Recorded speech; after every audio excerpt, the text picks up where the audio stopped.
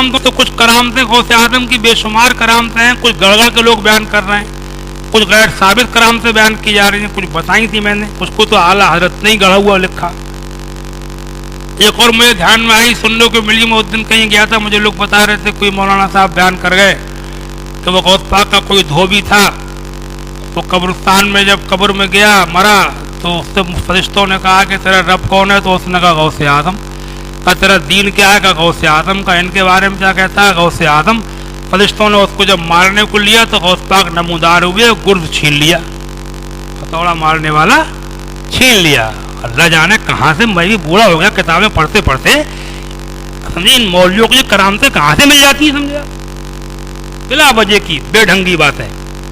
بلکہ یہ بدمذہب بددین لوگ جو بنے ہیں, سنیوں سے لوگ جو متنفر ہوئے ہیں, ان میں ان جلسوں پروانوں کا بھی دخل ہے ان کا.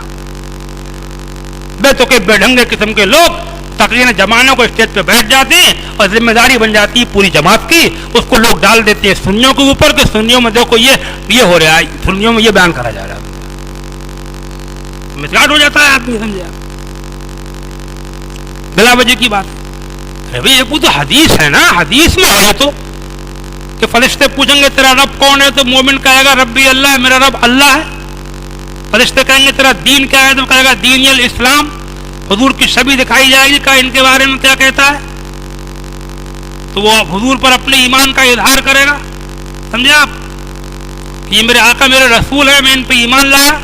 یہ سب حدیثیں ہیں, تو اس قسم کے واقعات کی بیان کرنے کی کیا ضرورت ہے کہ جن کا حدیثوں میں ٹکراؤ دکھائی دے. حدیث میں حضور فرما رہے ہیں کہ مومن کہے گا ربی اللہ, اور وہ کہہ رہا ہے, آپ دھوبی سے پوچھ رہے ہیں, فرشتے پوچھ رہے ہیں کہ تیرا رب کون ہے, وہ کہہ رہا ہے غوث اعظم.